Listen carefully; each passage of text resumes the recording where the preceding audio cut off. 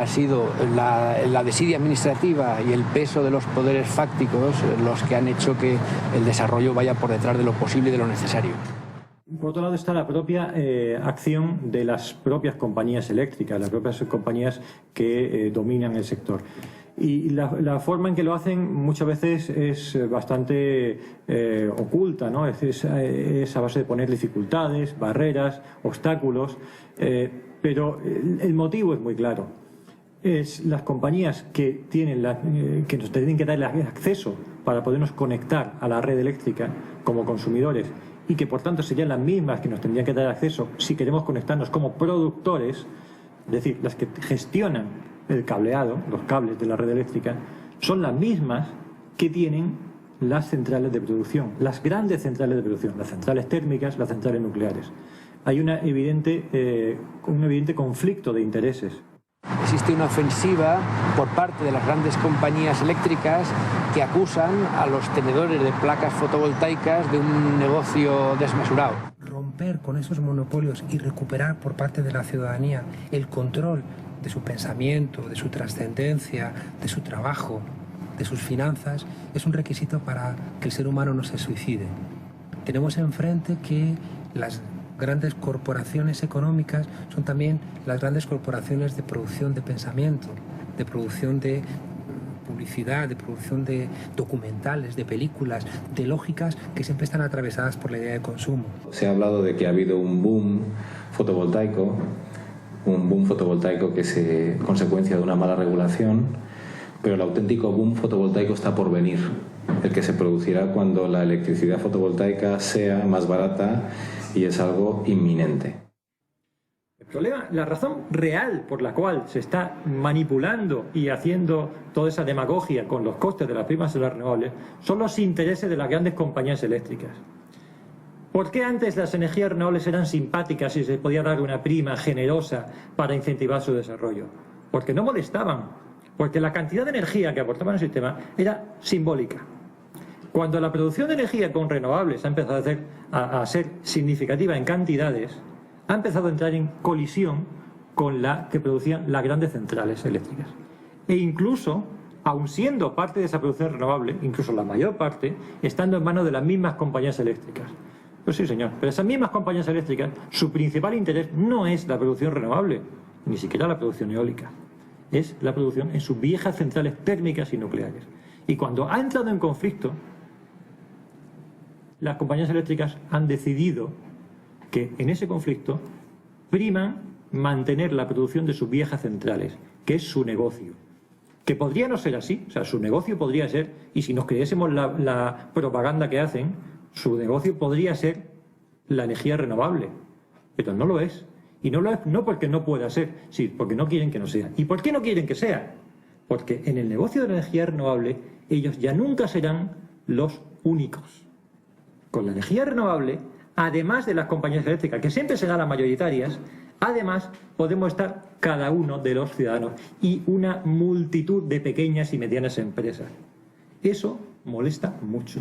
Y por eso se ha hecho toda esta enorme demagogia para poner freno al crecimiento de las renovables. Y por eso se ponen cupos, se ponen techos y se ponen limitaciones. Y lo que eran objetivos mínimos mandados por la Unión Europea se convierten en topes máximos.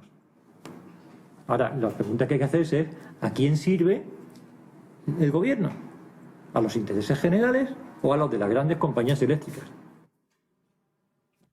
Si individualmente cada ciudadano instalase una placa solar en su tejado, descubriría que no solamente es mucho más responsable con el consumo eléctrico, sino que además tendría la capacidad para inyectar energía eléctrica a la red y, por tanto, incluso ganar dinero con ello, ¿no? ¿Pero qué supondría esto para las compañías eléctricas? Pues probablemente supondría su desaparición, ¿no? Porque si todo el mundo, si las compañías se fragmentan en miles de ciudadanos responsables que inyectan energía eléctrica a la red, pues probablemente no tendría sentido esas superestructuras multinacionales de energía, ¿no? Así que no solamente es una oportunidad, sino que es un cambio de modelo de desarrollo social fundamental.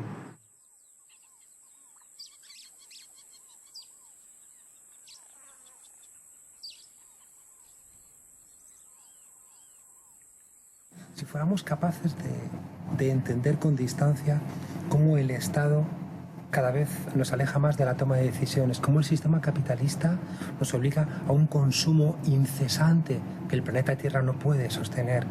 Y si también fuéramos capaces de entender el propio pensamiento que nos piensa a nosotros mismos, ese pensamiento de la modernidad, y nos diéramos cuenta de que ese tiempo lineal, productivista, esa idea de progreso, de que siempre más es mejor, yo creo que podríamos encontrar freno. Si nos diéramos cuenta de que la ciencia nos lleva a la luna, pero donde la ciencia tiene lugar desaparece la biodiversidad. Si entendiéramos que en un árbol de la Amazonía hay más variedades de hormigas que en toda Inglaterra. Si entendiéramos todas esas cosas y las pudiéramos ubicar en su significación histórica, creo que nos frenaríamos y empezaríamos a repensar cómo nos organizamos de una manera más austera. Las grandes compañías que han dominado el sistema, pues si lo han dominado y se han enriquecido bajo esas circunstancias, si incorporan nuevas tecnologías, intentarán hacerlo solo para mantener el control. Claro, que se incorporen nuevas tecnologías que les hagan perder el control o compartir el control con otros, no van a dar facilidades, es decir, no va a salir espontáneamente de ellos. Y por tanto, de entrada, o de modo casi natural, lo que van es a intentar presionar sobre la administración, argumentando que hay dificultades para que estos cambios no se lleven a efecto.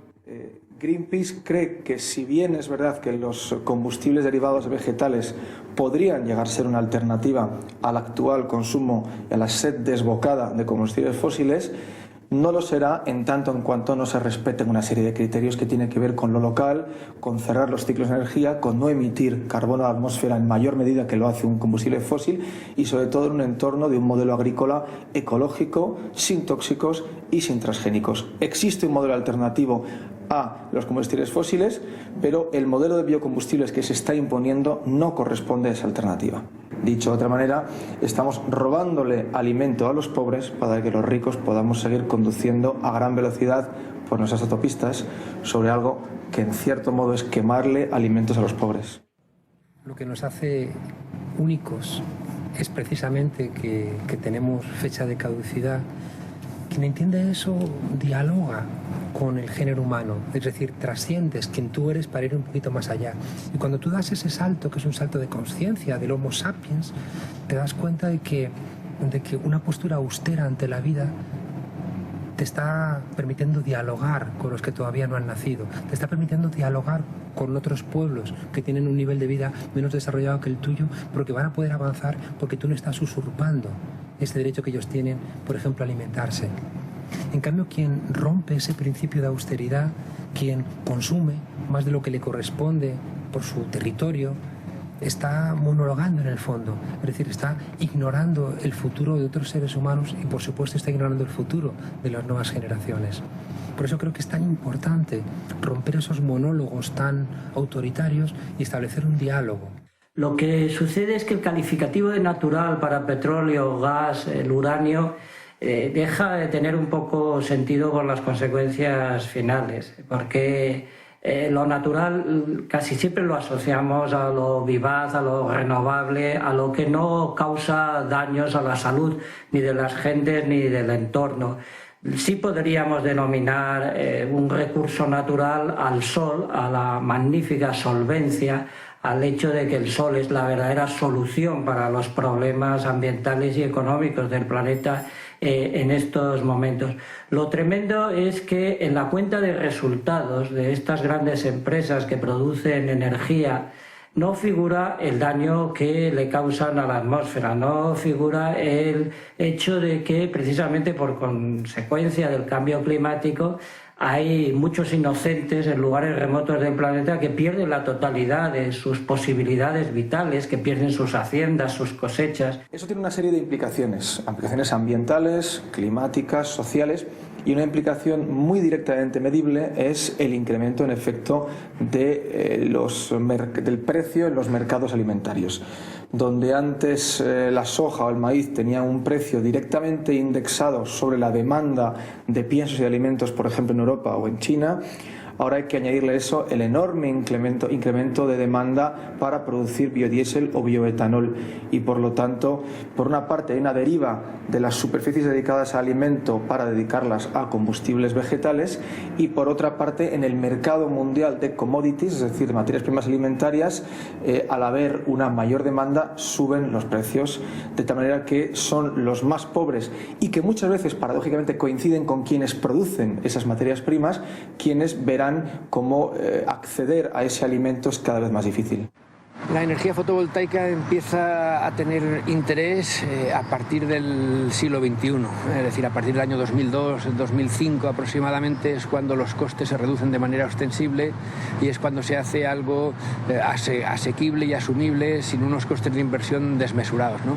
Existe también a partir de ese momento una situación primada en el que al productor de placas fotovoltaicas se le retribuye de una manera especial por la electricidad que vende a red y eso es lo que hace que buena parte de la población sea consciente de que efectivamente ahí se puede meter dinero y se puede tener producción energética. En cualquier caso, a pesar de todo ello, la energía renovable fotovoltaica situada en tejado sigue siendo anecdótica comparada con la energía que existe en grandes huertos solares, que suele ser propiedad de grandes grupos empresariales o de grupos inversores.